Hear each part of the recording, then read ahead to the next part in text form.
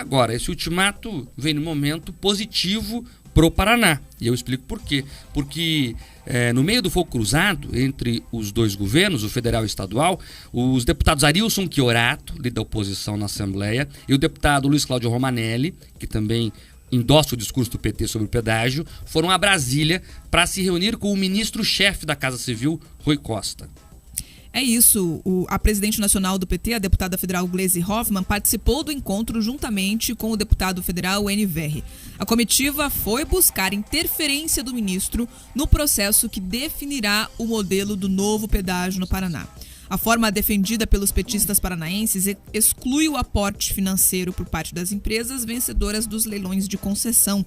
Também exige um modelo de menor tarifa e a realização de obras sem o degrau tarifário nos primeiros anos de funcionamento. A tentativa de ontem pode não ter alcançado os objetivos. Ao sair da reunião, Arilson Chiorato fez um relato mais moderado. Falou em celeridade no processo e até admitiu a possibilidade de aportes financeiros por parte das concessionárias. Ficou sensível ao nosso documento as colocações da necessidade de se fazer algumas mudanças técnicas na modelagem econômica para se baixar a tarifa e garantir a obra. Fluxo de veículos, uma coisa muito importante colocada, revisão da base, da tarifa base ser colocada no edital e o uso exclusivo do dinheiro que for colocado em aporte ou uso de algum título de letra do Tesouro Nacional como caução, obrigatoriamente para garantia de obras. Então, são passos importantes que são dados. A gente também discutiu como se montar esse edital o mais breve possível, haja vista necessidades que a gente tem de fazer um pedágio rápido para corrigir as distorções que tem no Paraná. O deputado estadual Luiz Cláudio Romanelli conversou também com a produção do Jornal da Manhã Paraná e afirmou que a conversa dessa reunião em Brasília trouxe avanços, mas ele não deu detalhes de que avanços são esses. Foi muito boa, muito produtiva a reunião com o ministro-chefe da Casa Civil da Presidência, Rui Costa.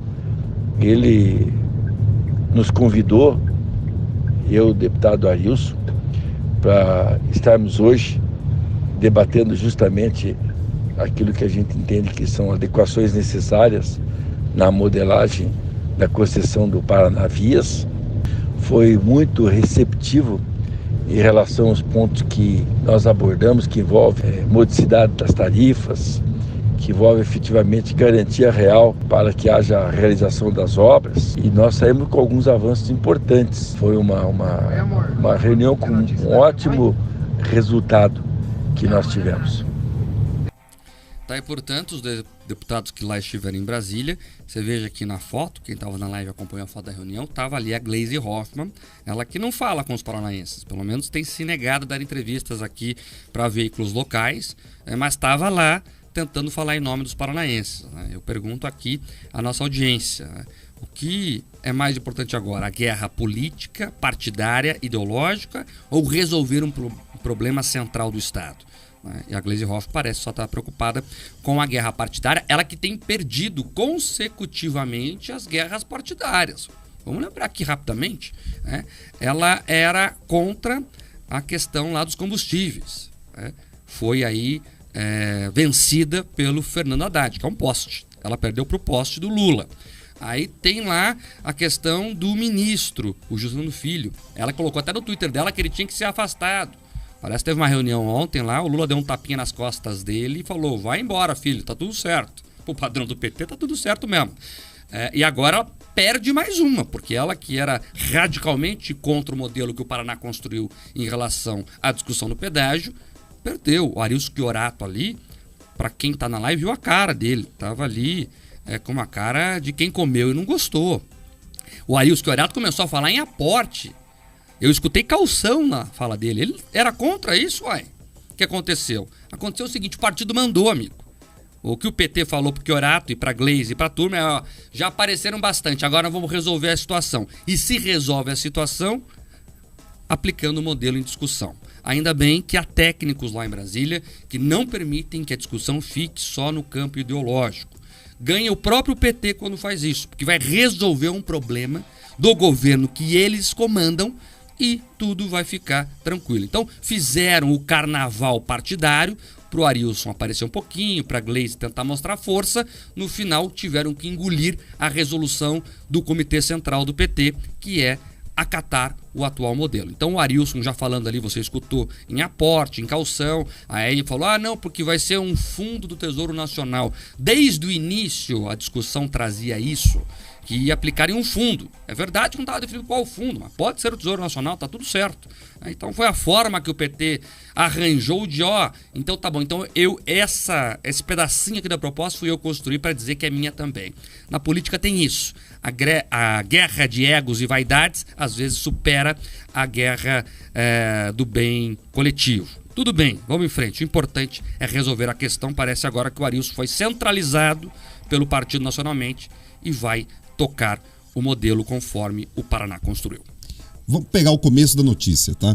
Acerta o líder do governo, o Sembach, acerta o governador quando sobem o tom pelo seguinte: o paranaense é um povo cordato, um povo trabalhador que tenta a mediação do aspecto mais inteligente, Mark, do mais econômico. Então, quando a gente tentou essa composição com o governo federal, buscando, né, o princípio que seria o melhor no sentido do desenvolvimento, o mais barato, mais atrativo para você ter uma disputa maior, consequentemente um preço menor, todos os paranaenses fizeram isso, discutiram o modelo, brigaram, inclusive, lá atrás, na época com o ministro Tarcísio, para garantir o que fosse o mais vantajoso.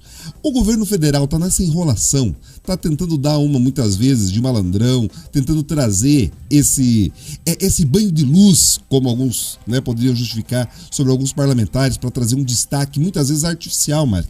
Porque é isso, é um destaque artificial. A pessoa cria um problema, coloca o bode na sala e depois eles tiram o bode para dizer que ficou tudo lindo e cheiroso.